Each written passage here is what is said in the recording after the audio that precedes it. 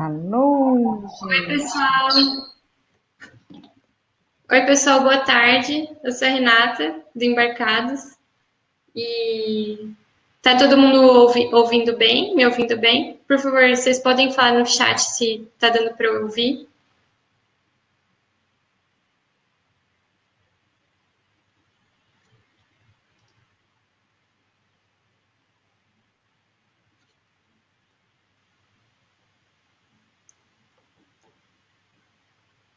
Bom,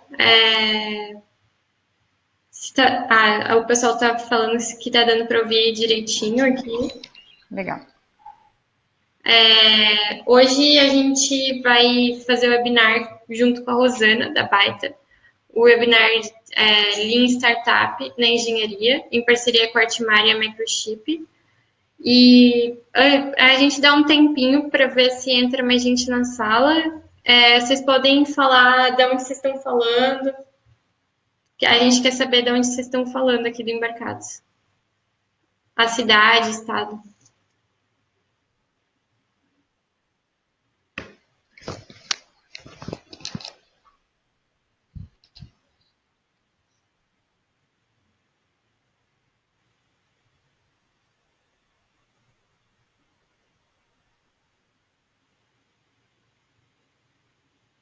Ó, o pessoal de Fortaleza, Campinas, São Bernardo, gente de vários lugares. Legal, legal. Muito legal. Agora eu vou passar a palavra para a Rosana, para ela se apresentar e depois começar, então, o webinar. Tá bom, pessoal? O chat vai estar aberto para vocês fazerem perguntas para a Rosana durante a apresentação. Tá bom? Obrigada. Agora eu passo a palavra para você, Rosana. Obrigada, Renata. Boa tarde, gente. 2 horas da tarde agora, 2 horas e 3. Eu queria agradecer a Embarcados, queria agradecer a Artimara, a Microchip por essa oportunidade. Não é a primeira vez que eu faço uma palestra desse tipo com a Microchip. Ano passado, no Webmasters, eu acabei fazendo uma também. E tudo tem a ver com um novo comportamento que a gente espera da engenharia. Na realidade, é entender um pouquinho mais como a engenharia e os conceitos usados nas startups podem efetivamente fazer alguma coisa diferente, gerar resultados diferentes e melhorar bastante o impacto dos desenvolvimentos de tecnologia no Brasil. Eu sou Rosana, eu tenho uma história muito longa na área de desenvolvimento de produtos. Eu trabalhei no desenvolvimento de produtos desde o começo da minha carreira. Trabalhei muitos anos colocando produtos no mercado. Depois eu trabalhei criando grupos de P&D, desenvolvendo produtos para o mercado mundial. E assim, é muito gostoso ver trabalhar nessa área hoje em dia, que eu trabalho na área de startups através da Baita. A Baita é uma aceleradora, eu vou falar um pouquinho dela no final do nosso seminário, do nosso webinar, que trabalha com tecnologia, envolvendo inclusive hardware. A gente não tem medo de hardware, a gente gosta de hardware, a gente gosta de soluções complexas, e isso tem muito a ver com os sócios, com os meus pares dentro da Baita. Bom, vamos começar um pouquinho falando sobre conceitos.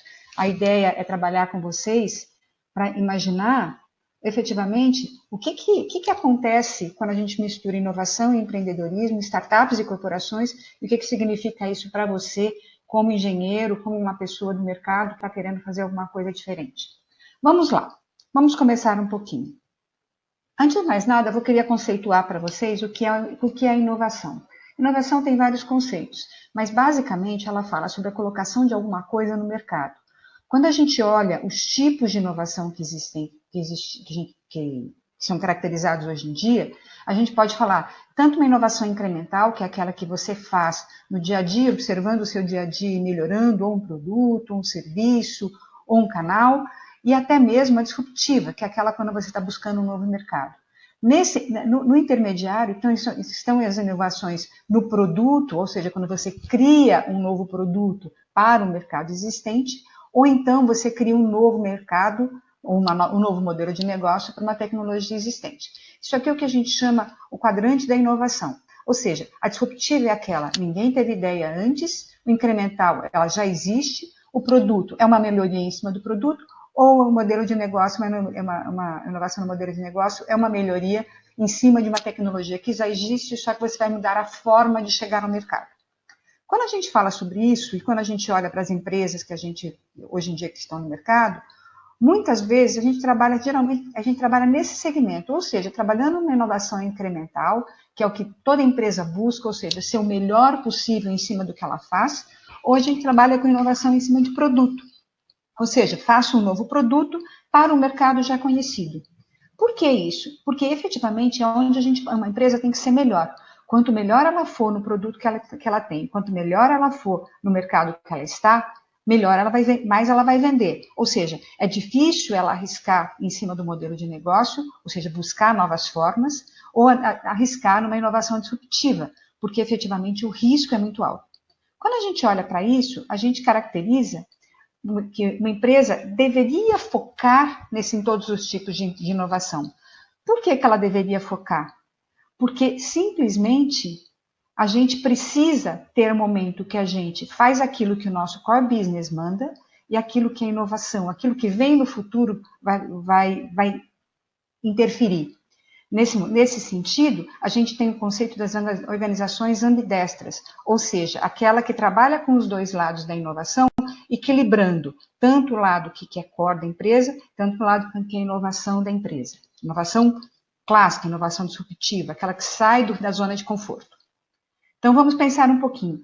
No contexto das organizações ambidestras, nós temos 3 horizontes de inovação. Tudo isso ainda é conceito, hein, gente? Daqui a pouco a gente vai aterrizar um pouquinho aqui. Quando a gente está trabalhando no core business, quando a gente está sendo excelente na execução, a gente tem um baixo risco. Ou seja, aquela inovação aqui de baixo que é incremental. Quando a gente está no horizonte 2, ou seja, um novo mercado ou um novo produto, a gente está falando sobre o horizonte 2, ou seja, a gente estende o core business para um novo contexto. E a gente está sempre buscando alguma coisa nova e executando, buscando, executando, buscando, executando, numa estratégia de médio risco. Ou seja, você sabe o que você vai apostar, você sabe o que você vai mudar do contexto que você está, e você aposta naquilo com um risco médio. A ideia não é arriscar tudo. Quando você vai para uma inovação disruptiva, aí a gente está falando do horizonte 3. Ou seja, você está numa busca de um novo modelo, a busca de um novo produto, é de altíssimo risco e normalmente as empresas param aqui. Faz sentido isso? Talvez não. Talvez as empresas tenham que se acostumar, e justamente por isso que existe o conceito das organizações ambidestras, equilibrar esses dois lados. Bem, vamos pensar que na prática, a maior parte das empresas tratam hoje os horizontes da inovação da mesma forma. Quem já não teve dentro da empresa, lá na hora que você fala sobre inovação disruptiva, alguém falando assim, eu quero um modelo de negócio, eu quero o plano de negócios, quanto vai faturar daqui a 5 anos, quanto que vai faturar daqui a 2 anos, qual que vai ser o recurso que você vai precisar para fazer isso. Isso efetivamente acaba impactando a inovação disruptiva, acaba impactando as coisas que você quer fazer novas. Por quê? Porque efetivamente você não consegue planejar. Se é alguma coisa que não existe, como planejar? E é justamente isso que a gente tem que lutar contra. Ou seja, como que a gente faz para lidar com este tipo de inovação? Ou seja, trabalhar com os 3 horizontes de forma que efetivamente eles gerem resultados. Bom, nessa hora, a gente vai trazer para a mesa agora um pouquinho sobre os mecanismos de empreendedorismo. O que é efetivamente empreendedorismo? Empreendedorismo, efetivamente, é você trabalhar com ideias que nunca ninguém pensou, ou com ideias que, às vezes, a gente busca apostar para poder fazer acontecer. Só para vocês terem uma ideia, o conceito de empreendedorismo, o conceito de corporação, o conceito de alguém apostar em você, começa lá na Companhia das Índias, lá em 1602. Por quê? Foi a primeira empresa que emitiu ações. Nessa hora, teve gente que apostou que a Companhia das Índias ia fazer o que ela dizia que ia fazer, ou seja, conquistar novos mares, e efetivamente colocaram dinheiro apostando nela.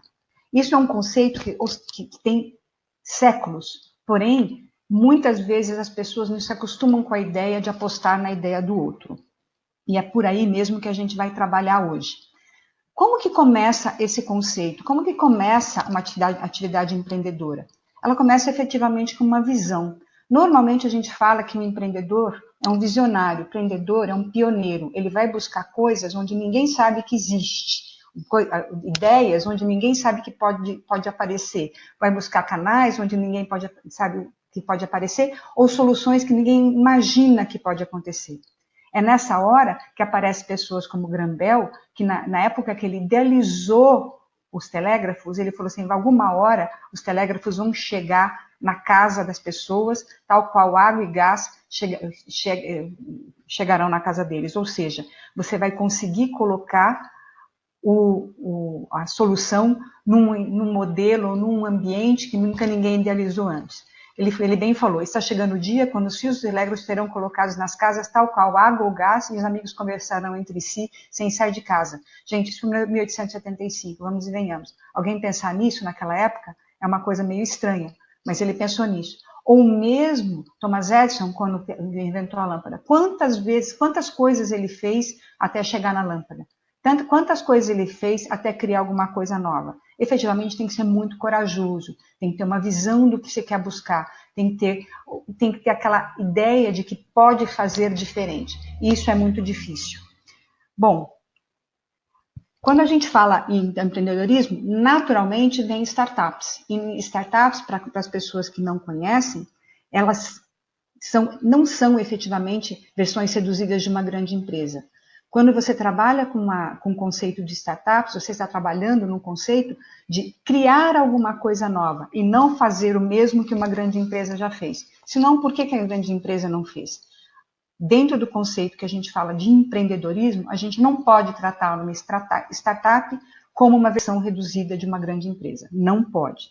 Na realidade, uma startup, como bem diz o Steve Blank, é uma organização temporária concebida para buscar um modelo de negócios repetível e escalável. Eu gostaria muito de olhar para os olhos de vocês nesse momento e ver se vocês entendem esse conceito. Por que é uma organização temporária? Por que ela está no modelo de busca? Por que ela está falando de modelo de negócio? Por que ela está falando em repetível? Por que ela está falando em escalável? Porque várias coisas estão por trás dessas palavras.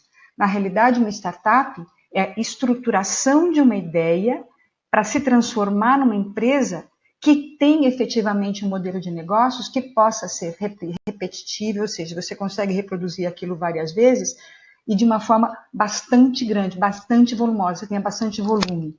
Quando você está trabalhando com um conceito de uma startup, você ainda não tem um produto, você ainda não tem uma empresa, você tem uma visão do que você está querendo buscar. E a partir da hora que você tem uma visão, você tem que efetivamente ver se aquilo traz um negócio por trás. E esse negócio tem que ser, de certa forma, repetível e tem que chegar em volumes grandes, porque senão não faz sentido abrir um negócio. Imagine que você tem um negócio lá de consultoria, isso é uma startup? Não necessariamente. Porque para cada pessoa que você vai prestar uma consultoria, para cada empresa que você vai prestar consultoria, você tem que acrescentar número de pessoas. Isso, ou seja, para 10 empresas, você precisa de 2 pessoas, para 20 empresas, 4 pessoas e assim por diante. Se você não conseguir um modelo de negócios que faça essa consultoria se transformar ter uma solução escalável, ou seja, que você não precisa colocar mais gente para poder para poder vender, então você não é uma startup no conceito que a gente trabalha. No conceito típico de empreendedorismo que a gente está falando. E esse modelo típico de empreendedorismo é o modelo efetivamente do Vale do Silício. Ou seja, você tem uma ideia e você escala essa ideia de forma consistente. Esse é o conceito do Vale do Silício, que gerou, por exemplo, a Apple, que gerou a Google, que gerou a Microsoft, que gerou a Cisco, que gerou a HP, ou seja, todas as empresas que apareceram no Vale são startups escaláveis. Todas essas que foram startups no passado e hoje são grandes corporações, são de fato escaláveis. Ela é concebida para crescer muito. Ela tipicamente depende de capital de risco, ou seja, sabe o capital que lá da Companhia das Índias alguém apostou para poder crescer, para aquela solução seguir em frente? Pois então, é o mesmo tipo de capital de risco que uma startup, no nosso conceito clássico do Vale do Silício, é que precisa. E efetivamente é inovadora. E aí vamos lembrar um pouquinho que a gente falou ali atrás, inovadora, efetivamente é de alto risco e que busca ou um novo produto, ou um novo modelo de negócio, ou ambas as coisas, para chegar num mercado absolutamente não conhecido. Ou seja, é uma solução que efetivamente inova dentro do mercado. Vamos lá. Continuando, A gente sabe que startups muitas vezes aparecem de uma ideia do nada. A gente sabe que muita gente cria e efetivamente dá cara para bater e consegue chegar a resultados fantásticos. Isso significa que uma startup precisa ter ferramentas? Não necessariamente. Ferramentas, elas são importantes para te ajudar a conduzir a sua ideia para chegar em algum resultado relevante. Mas elas muitas vezes não são necessárias, dependendo da experiência do empreendedor, dependendo do mercado que você está entrando, ou dependendo simplesmente de sorte. O que existe de fato é que existem ferramentas e práticas que, a partir da hora que você adota, elas facilitam a sua visibilidade de se daquilo vai se transformar em um negócio ou não. Quais seriam essas ferramentas e práticas para uma startup? O conceito mais clássico, que acabou virando hoje o conceito que todo mundo fala, e que é objeto dessa conversa que a gente está tendo, é o Lean Startup do Eric Ries. Por quê? Porque a forma como ele coloca, ele transforma a forma de criar novos produtos e lançar novos produtos de uma forma muito mais ágil, com menor custo, e de uma forma mais assertiva. Ou seja, você acaba tendo mais condições de avaliar se aquele negócio pode ter sucesso ou não. Significa que você usar Lean Startup e você vai ter sucesso? Não. Mas significa que se você seguir isso, você consegue ter dados para efetivamente avaliar a sua probabilidade de sucesso. Quer dizer que se você avalia a probabilidade vocês sabem muito bem, nem sempre acontece, é uma probabilidade. Mas efetivamente, ao adotar essas técnicas, o mundo já percebeu que efetivamente faz diferença. O que é que tem por trás do conceito de Lean Startup? O conceito de Lean Startup tem ferramentas do tipo o Canvas, o Business Model Canvas, que é uma forma de você estruturar seu negócio, você descrever o seu negócio, onde você coloca todas as dimensões dele. São 9 dimensões que te ajudam a caracterizar o seu negócio. Desde o valor que você agrega, que é essa caixinha do meio, até o perfil do seu cliente, ou seja, qual a característica do seu cliente que faz ele ser o cliente do produto que você está imaginando, daquela sua visão.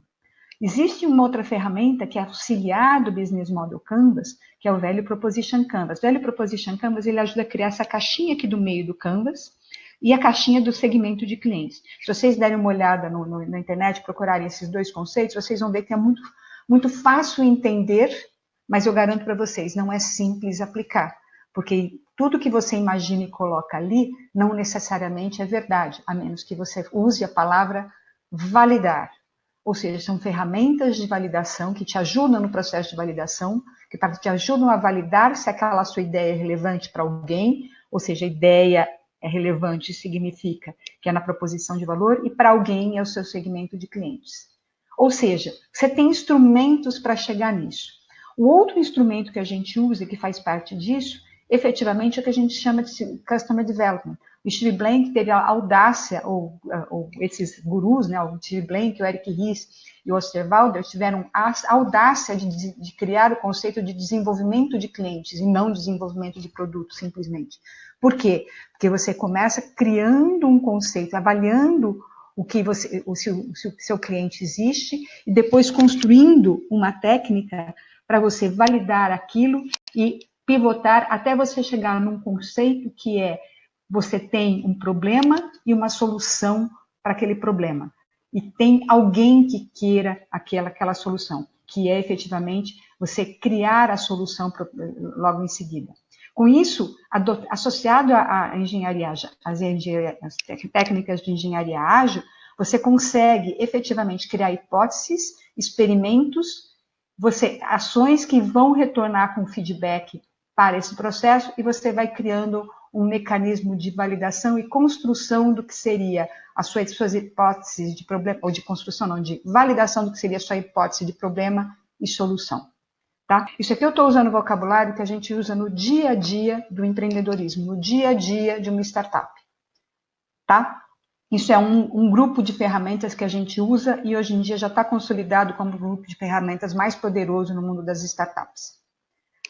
São os únicos? Não, você tem outras técnicas, por exemplo, o produto mínimo viável, que é uma forma de você definir o que você vai entregar para validar aquele produto. E a hora que você tem um problema, você acha a solução, você agora está procurando qual que é o produto para qual mercado? Você trabalha com o conceito de produto mínimo viável para poder efetivamente validar. Significa que ele é o produto que vai ser vendido? Não necessariamente. Mas ele é o produto que te garante que você vai testar se uma hipótese que você tem sobre aquela solução, sobre o produto que você vai entregar, é válida. Então, sempre, imagine que você o tempo todo está validando, o tempo todo está aprendendo. Não é efetivamente o modelo que a gente ficava dentro de casa antes e falava o seguinte, eu tenho uma ideia, vou fazer um produto, depois vou atrás do mercado. Eu acho que o mercado quer isso e vou atrás disso. Não. Você faz todo esse processo interativo de aprendizado e já falando com o mercado. É muito diferente do que você usa hoje, dentro do dia a dia, que você imagina, dentro do seu escritório, um engenheiro, o que é que ele faz? Eu tenho uma ideia, vou fazer aquele desenvolvimento, faço uma linda placa e entrego para alguém usar. Não é assim que funciona no mundo real, no mundo da inovação, no mundo do empreendedorismo. O ideal é que você valide primeiro se você tem alguém que queira, antes de botar um tostão na sua solução. A vantagem disso é que, efetivamente, você só vai buscar a sua solução na hora que você tem certezas sobre o produto que você vai entregar, tá? Essa é uma etapa que a gente chama Product Market Fit, que está escondidinho aqui atrás do vídeo, mas é a hora que você encontra um casamento entre o produto e o mercado. Este conceito de Product Market Fit é o sonho de qualquer startup. A hora que você chega e fala assim, eu tenho um produto e o mercado quer comprar, significa que você vai conseguir faturar em cima disso. Esse é o sonho de qualquer startup. Significa que você achou, você está tranquilo? Não. Significa que você achou hoje, você conquista um pedaço do teu mercado, amanhã você vai conquistar o segundo pedaço com um novo Product Market Fit e assim por diante. O tempo todo fazendo essa interação. Isso é um processo contínuo de validação, é um processo contínuo de entendimento do que o seu cliente quer ou que o seu novo cliente quer. Tá? Isso aqui, de novo, está no dia a dia das nossas startups, está no dia a dia do empreendedor. Outras ferramentas, que a gente falou, o Lean Startup, Design Thinking, para você te ajudar a criar a sua ideia, idear, ver se aquilo faz sentido. E tem várias outras ferramentas. No Lean Startup, que é a base do que a gente falou, o conceito é sempre constrói, mede, aprende. Constrói, mede, aprende. Constrói, mede, aprende. Se você conseguir fazer uma solução desse tipo, você consegue efetivamente aprender e expandir os seus mercados para lugares que você nunca poderia imaginar. Você deve estar se perguntando, né? Por que eu preciso disso? E como que eu aprendo isso? Tem muita gente hoje que está participando de muitos eventos, está participando de ecossistemas, está participando de soluções, mas não sabe como chegar lá. Efetivamente, a gente entende que a educação empreendedora, quer dizer, você aprender como usar essas ferramentas, ela é muito interessante. Pode ser desde através de um hackathon, através de um challenge, de alguma coisa, de um startup weekend, ou até mesmo num treinamento, você aprende um pouco. Mas nada substitui a validação a partir da sua prática. Nada substitui aquilo que a gente chama de botar a mão na massa mesmo. As incubadoras hoje estão incorporando todos esses métodos dentro das soluções para desenvolver produtos. As incubadoras muitas vezes focam em produtos. Então, a incubadora, na hora dela fazer um trabalho com os seus incubados, ela traz esses conceitos para dentro como um suporte para o desenvolvimento de produtos. As aceleradoras, elas já focam no seu modelo de negócio, mas efetivamente são uma forma de você, a partir da hora que você tem uma ideia e uma coisa que você acha que tem uma solução, você buscar um suporte, uma aceleradora na busca de mercado, entender melhor o seu mercado. Mentores também ajudam muito isso. As aceleradoras, as incubadoras, efetivamente fazem uso de mentores e têm os seus próprios mentores, ou são elas próprias mentores para fazer isso acontecer. Existem vários mentores no mercado hoje que estão tentando ajudar pessoas, efetivamente porque existe um conceito muito importante na nossa vida, que é você efetivamente retribuir tudo que você aprendeu na vida. Hoje a gente tem muita gente experiente que está retribuindo o aprendizado que teve na vida profissional, ajudando novos profissionais. E efetivamente eu acho que é uma das facetas mais interessantes para você trabalhar com uma startup, trabalhar de um profissional, trabalhar com uma startup e ajudá-la a crescer. efetivamente é um trabalho que a gente chama, nos Estados Unidos eles chamam esse conceito de give back, ou pay it forward, que é um outro conceito, que é o mesmo conceito. Os investidores também, eles também estão fazendo, os investidores anjos, eles têm um conceito de smart money, os investidores de fundos também têm um conceito de smart money, que é, não adianta só dar dinheiro, efetivamente você precisa ajudar aquela startup ou aquela empresa a crescer. E é onde a gente acha que esses lugares são onde a gente mais acha que você vai conseguir o suporte adequado para aprender esses conceitos. E, naturalmente, os ecossistemas empreendedores, onde todas essas pessoas, todos esses grupos que estão nesse slide, seja os educadores, seja as incubadoras, auxiliadores, mentores, investidores, governos, universidades, eles trabalham em conjunto para poder viabilizar um ambiente em que a inovação e o empreendedorismo são o foco. Tá? Desse jeito, gente, a gente pode se perguntar, tá legal, o que tem isso a ver com o comecinho da história que a gente estava falando sobre os tipos de inovação e como as empresas lidam com esse tipo de inovação? Ora, efetivamente, a gente tem que discutir como as startups e as corporações estão convivendo. E isso é um fato muito novo que foi comunicado pela Harvard Business Review e avaliado pela Harvard Business Review de 2012, falando sobre o conceito da New Corporate Garage. Não sei se vocês lembram, mas na época que apareceu a Apple e a Microsoft, se falava da garagem onde apareciam as startups. E hoje em dia está se falando das novas garagens corporativas. O que trazem essas garagens corporativas? Efetivamente, ela cria um novo conceito que a gente chama de corporate startups. Ou seja, são startups que têm um foco corporativo, seja através do trabalho com uma corporação ou uma startup que sai de dentro de uma corporação para buscar uma inovação disruptiva. Nas corporate startups, dentro deste conceito, ela está buscando um novo mercado, uma nova tecnologia, clientes ou canais. E dentro desse paper eu recomendo para todo mundo ler, porque efetivamente é um conceito diferenciado, é uma coisa que fez uma mudança no mundo. A gente fala da quarta era da inovação. Na quarta era da inovação, deixa eu ver se está no próximo slide, tá. A gente começa com os grandes inventores. Vocês lembram lá no comecinho que eu falei do Graham Bell? Pois é, Graham Bell, Ford, Thomas Edison, era a forma de fazer inovação antes. Você tinha um inventor e ele próprio investia nos seus próprios negócios para fazê-los crescer e fazê-los chegar ao mercado. Tanto que Thomas Edison criou a GE. As grandes empresas saíram desses inventores. Depois veio a segunda era da inovação dos anos 40, 50, que foram os grandes laboratórios. Falava-se muito dos laboratórios com quantidade de prêmios Nobel absurdo. Você tinha a métrica para avaliar os grandes laboratórios, que eram efetivamente os drivers de inovação da época, eram quantos prêmios Nobel e quantos PhDs tinham em cada laboratório. Era muito comum uma disputa sobre os grandes pensadores, os grandes acadêmicos, que geravam grandes invenções e depois eram patrocinados por esses laboratórios para chegarem a alguns resultados relevantes para a empresa.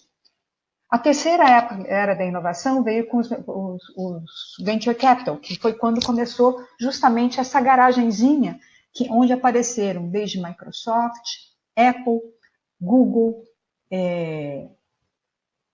até mesmo Facebook, ou seja, alguém aposta naquela ideia, como lá na época da Companhia das Índias. Alguém chegava e apostava dinheiro naquela ideia, naquela solução que estava sendo colocada para chegar ao mercado. E agora, as corporate startups viraram efetivamente a moda. Se vocês estão acompanhando um pouquinho o que está acontecendo no mercado, vocês vão perceber que tem muita empresa começando a trabalhar com startups. E aí, nessa hora, a gente pode até dizer que os horizontes da inovação que a gente falou lá atrás estão efetivamente trabalhando nesse horizonte 3, através, 2 e 3, para ser mais exata, através de startups, onde você busca novos produtos, novos modelos de negócio ou inovação disruptiva através de startups. É nessa hora que as duas coisas juntam. E aí, a gente pode até avaliar que estas empresas estão usando o conceito que eu falei agora mesmo, que era do Eric Ries, de Lean Startup, na gestão deste modelo de inovação, que é o Horizonte 2 e o Horizonte 3. Isso aqui, quem falou sobre isso foi num paper do Steve Blank, que está aqui embaixo. Se alguém quiser, eu posso mandar o link, falando os métodos de startup estão efetivamente sendo adotados pelas grandes empresas para poderem criar as suas inovações de produto, modelo de negócio ou até disruptivas. Significa o seguinte, o mundo está convergindo para um modelo onde o empreendedorismo de um lado e a grande empresa do outro estão se aliando para criar as novas formas de negócio, ou as novos produtos ou novos trabalhos. E aí vem a seguinte pergunta, se o modelo é tão rápido, se as coisas estão acontecendo de uma forma tão rápida, por que não usar estes métodos e o próprio Lean para fazer isso? E é aqui que entra o mesmo slide que eu coloquei lá atrás, que o Lean Startup efetivamente transforma a forma como novos produtos são criados e lançados, mais ágil, menor custo e mais assertivo.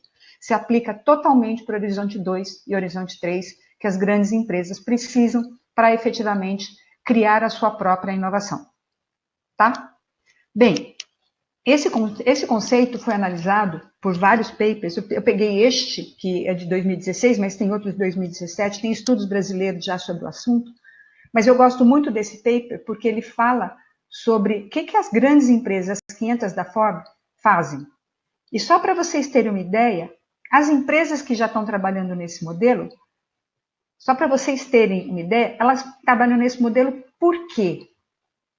Porque neste novo mundo, e aí eles colocam isso no começo do paper, eu acho muito engraçado, não é o peixe grande que vai comer o peixe pequeno, é o mais rápido que vai comer o mais lento. Volta a dizer, a inovação tem que ser rápida hoje em dia. Não adianta você fazer aqueles grandes ciclos de gate review, fazer o que a gente chama de gate process, né? Waterfall, passa para etapa 1, etapa 2, etapa 3, até chegar no mercado. Efetivamente, você tem que ser rápido. E nessa hora que as duas coisas acontecem e se juntam. Também, nessa hora, é que alguém, se você não criar aquilo que te mata, alguém vai criar. O caso da Kodak é o mais típico de todos. A Kodak chegou a criar o produto que ia matá-la. Só que ela não acreditou. Alguém foi lá e explorou efetivamente a máquina digital. Ou seja, máquina fotográfica digital, matou o filme. Você pode efetivamente passar por perto de um produto que vai te matar, você se recusa a ver e você efetivamente não aposta. O que acontece? Você morre. Ou seja, as empresas estão percebendo que você precisa ser rápido e você precisa olhar para a inovação disruptiva de uma forma um pouco mais amigável, porque se você não olhar para ela, você pode ter um problema. É bom lembrar, e eu vou voltar para esse slide aqui, que o processo existente, aquilo que você já faz, você tem que continuar fazendo muito bem. Você não é substituir uma coisa pela outra. Mas você tem que efetivamente olhar para as formas de inovação de uma forma diferenciada. Nesse contexto, se você é funcionário de uma empresa, vamos pensar aqui, qual empresa?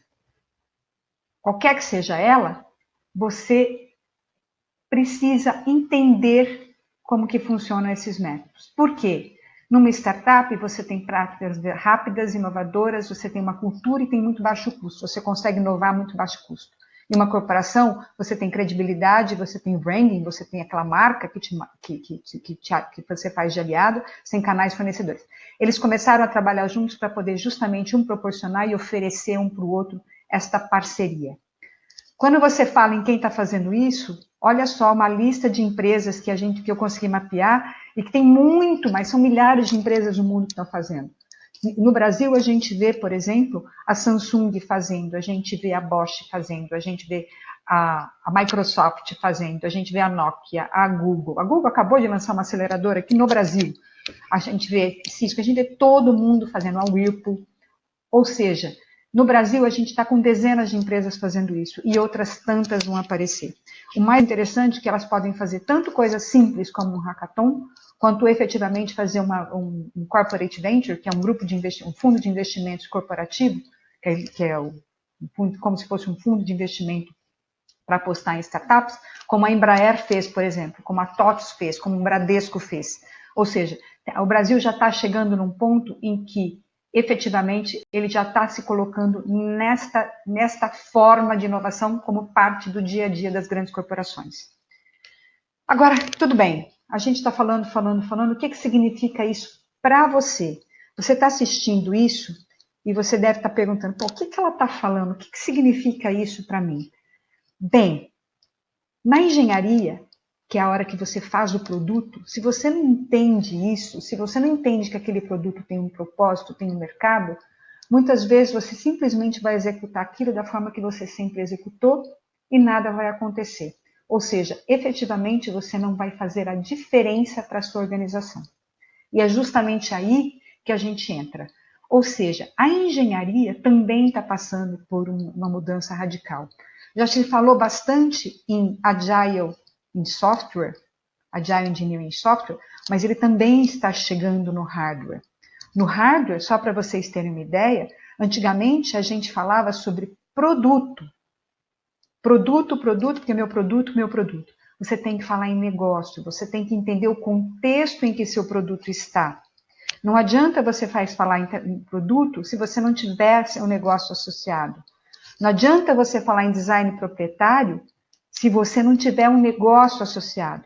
Por isso que a engenharia começou a trabalhar com módulos. Hoje em dia, não adianta você fazer um hardware proprietário se você não validou aquilo lá no conceito que eu falei lá no começo, com módulos já pré-existentes.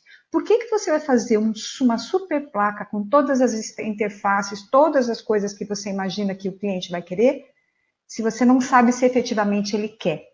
Então, o Lean Startup na engenharia é efetivamente você trabalhar com módulos, é você esquecer um pouco do design proprietário, mas é lindo, é maravilhoso, eu quero aquela placa. Não adianta. Você tem que efetivamente trabalhar testando antes de efetivamente sair para o design proprietário. Não quer dizer que se você trabalhar com módulos, você não tem um design proprietário. Você só vai postergar o momento de fazer isso porque você antes tem que validar. Seu compromisso não é com o custo ou com a beleza. Seu compromisso, efetivamente, é com validação do seu negócio. Validação do seu produto no mercado. Não é validação da beleza do seu produto. Nessa hora, quando a gente fala sobre olhar para o negócio e olhar para módulos, é o que a gente fala. A gente tem um tempo para chegar ao negócio, ao resultado financeiro, efetivamente. A gente quer isso aqui muito acelerado.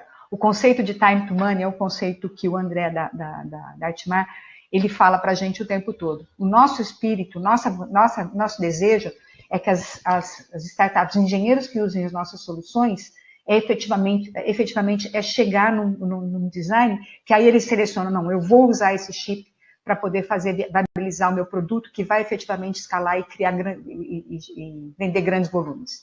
Enquanto isso, você pode efetivamente trabalhar com módulos para você validar se aquilo faz sentido ou não. Tá? Bom, nessa hora, o que significa isso para você? Não adianta você falar, eu vou fazer um produto X. Conheça o problema que o seu produto vai resolver. Conheça o problema antes de você efetivamente botar a mão no produto. Encontre o cliente para ele e aprenda com o cliente. Volta o conceito do Lean Startup. Seja dentro de uma empresa, seja dentro da sua startup, seja no seu laboratório maker, você tem que pensar nesses 3 pontos. Problema, cliente e aprendizado. E efetivamente trabalhar. Cria alguma coisa, mede, aprende, refaz, mede, aprende, refaz, mede, aprende, até você efetivamente chegar no seu Problem Solution e Product Market Fit, tá? É difícil dizer isso, assim, sem olhar para vocês, mas uma coisa eu digo, isso muda a vida de quem olha o que vai fazer. Se você não pensar no problema que você quer resolver, você provavelmente não tem muita coisa na sua mão. Se você fizer uma coisa que simplesmente você faz porque quer, você provavelmente não vai chegar a um resultado consistente. É possível, você pode ter sorte. Mas, efetivamente, se você pensar no problema, no cliente, no processo de aprendizado, você vai chegar com muito mais assertividade, muito mais rapidez no seu resultado. Bem, gente, por que isso é importante para você? Por que tudo isso é importante para você? Por que eu falei sobre empresas? Por que eu falei sobre startups? Por que eu falei sobre ferramentas? Por que eu falei sobre ambientes? Porque, efetivamente, empreender ou criar uma coisa nova ou inovar é uma atitude. Você não empreende simplesmente que você fala, vou marcar a hora que eu vou empreender. Não é assim. Você tem que comportar com uma atitude empreendedora.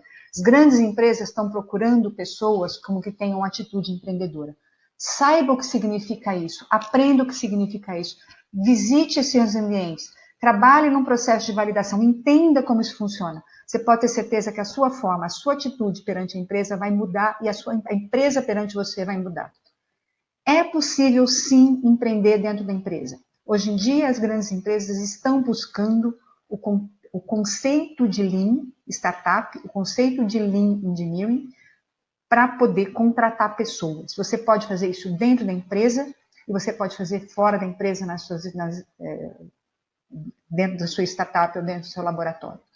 As mesmas ferramentas se aplicam. Ou seja, a gente não está falando de ferramentas e processos que vão ser aqueles processos longos dentro de uma empresa ou aqueles processos simples dentro de uma startup, que nem processo é.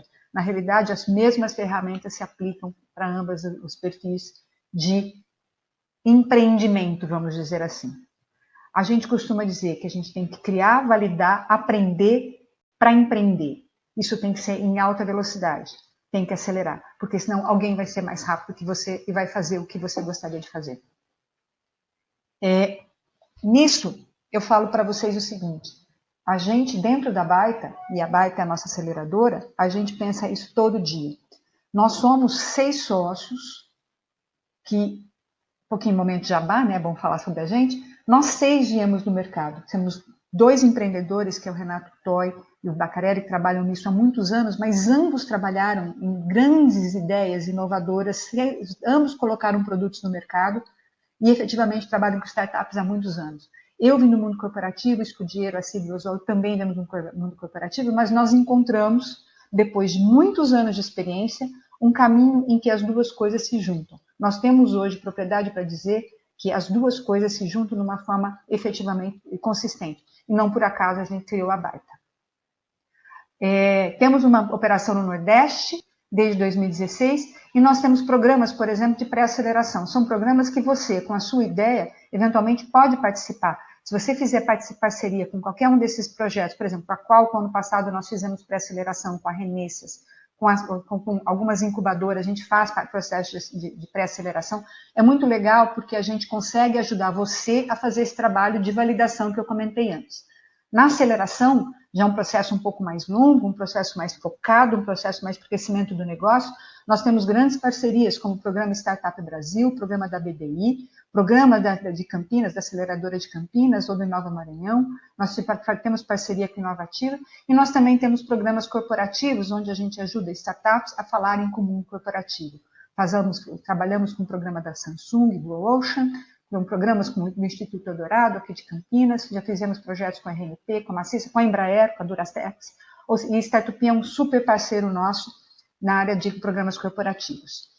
Só para vocês terem uma ideia, o tamanho da nossa operação, nós já fizemos pré-aceleração de mais de 120, esse número, para se atualizar, já tem mais de 150.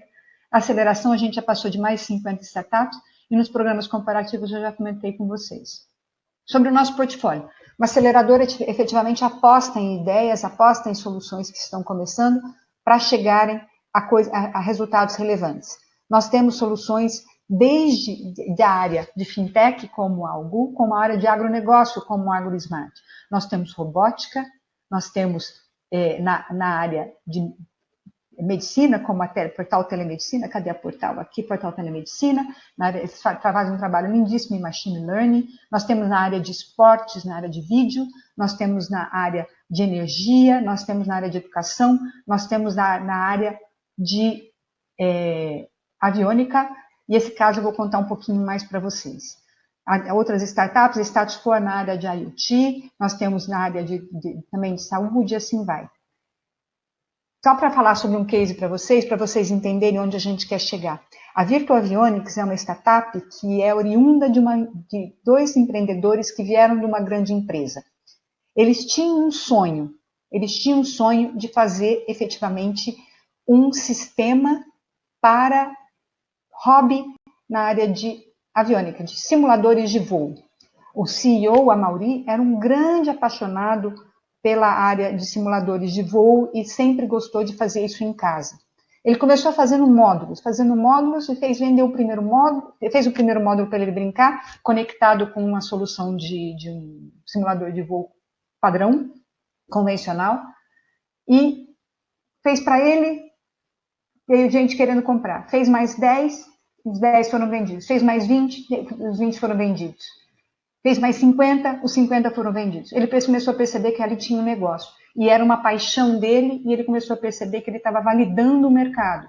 Cada módulo que ele fazia, cada versão que ele fazia, ele melhorava alguma coisa para poder efetivamente validar. Eles usavam desde o começo módulos e depois passaram a controladores microchip. Hoje em dia, só para vocês terem uma ideia do tamanho que eles são, hoje em dia eles têm, não sei se está dando para vocês verem, eles têm simuladores de voo vendidos e já estão no mercado com Azul, com escolas de aviação, e hoje mesmo eles estão expondo numa feira nos Estados Unidos para começar o processo de internacionalização dos grandes sistemas dele. Hoje, 90% do mercado dele, dos simuladores para robistas, é internacional. Ou seja, eles têm um grande negócio. Vocês perguntam, nossa, eles demoraram pra caramba para fazer. Não. Para vocês terem uma ideia, a empresa deles tem 3 anos e já estão no mercado internacional. Já captaram investimentos, inclusive da Embraer. Ou seja, gente, dá para sonhar. Eles fizeram uma solução com microchip, fazem isso, defendem a solução deles e hoje estão entrando no mercado internacional com grandes simuladores. Só para vocês terem uma ideia, a equipe hoje tem, se eu não me engano, acho que 17 pessoas, acho que é esse o número, não me lembro agora no total. Começaram com 8 pessoas e agora estão num número bastante grande, conseguiram o investimento de fundos, do fundo aeroespacial especificamente, e hoje estão fazendo a diferença no mercado de aviação aqui no Brasil e no mundo. Ou seja, é possível, em pouco tempo, rápido, fazer o que eles fizeram. É só vocês pensarem para isso. Ok? E temos outras startups de hardware. A gente poderia falar, por exemplo, sobre a AgroSmart, que já também está no mercado internacional, uma startup de IoT, ou a Portal da Telemedicina, que também está no mercado mundial, entrando na área de telemedicina. Ou seja, gente, dá para fazer, é possível. E é isso que eu tinha para falar para vocês. Espero que vocês tenham gostado. Temos mais 10 minutinhos aí para perguntas. Estou à disposição.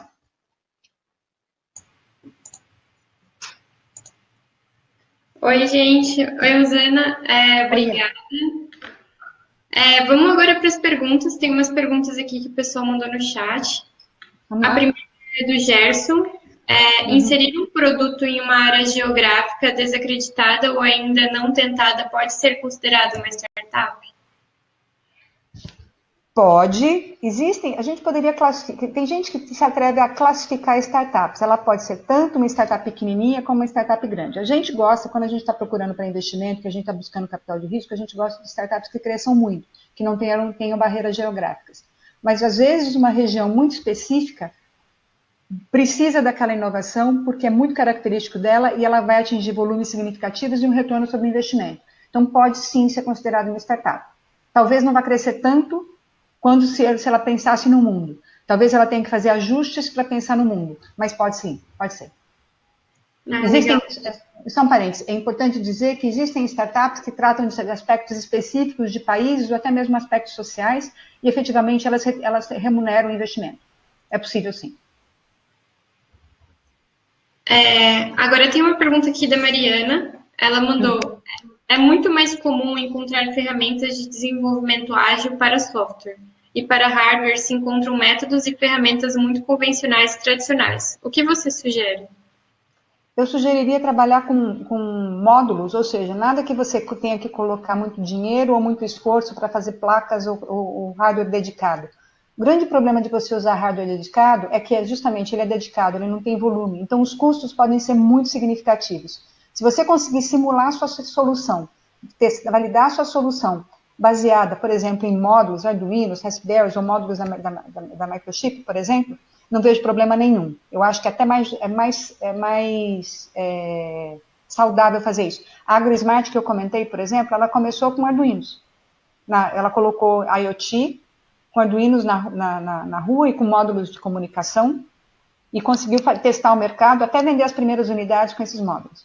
Ficou caro? Ficou. Mas ela conseguiu efetivamente validar o que a gente chama produto mercado. Tem mais a última pergunta aqui, do Paulo. Fabricação de hardware é escalável no conceito de startup? Opa, claro que é.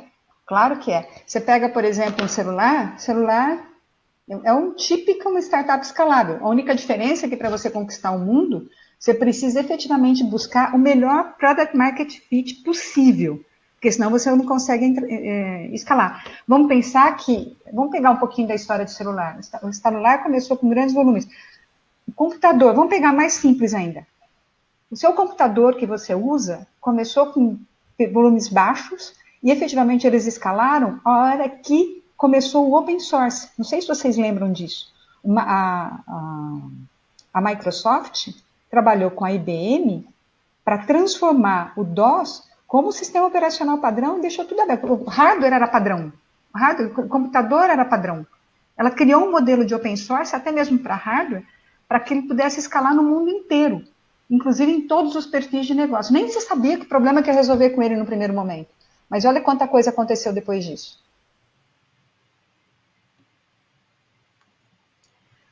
Legal. Eu acho que eu só tinha essas perguntas. E eu gostaria de agradecer a todo mundo que assistiu, agradecer a Timar e a Microchip pelo patrocínio, principalmente a Rosana por ter disponibilizado tempo e participado aqui do webinar. Muito obrigada, Rosana. Obrigada a vocês. É a primeira vez que eu faço um webinar, eu não sei se foi claro, se foi útil, mas assim, é um prazer falar para pessoas que estão interessadas no tema. Eu sou uma apaixonada pelo tema, eu gosto muito de falar sobre isso, eu gosto muito de apresentar, para mim é sempre um prazer ensinar alguém. Para mim é um aprendizado, não só para a pessoa que ouve.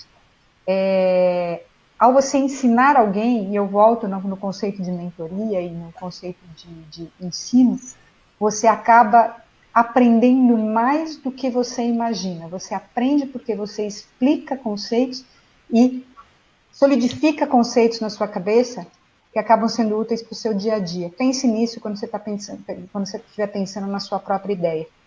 Acho que é basicamente essa mensagem. A gente da Baita tem um prazer em fazer isso, a gente adora. Então tá bom. Obrigada, gente, todo mundo que participou. E até a próxima. Obrigada, gente. Tchau, tchau. Obrigada.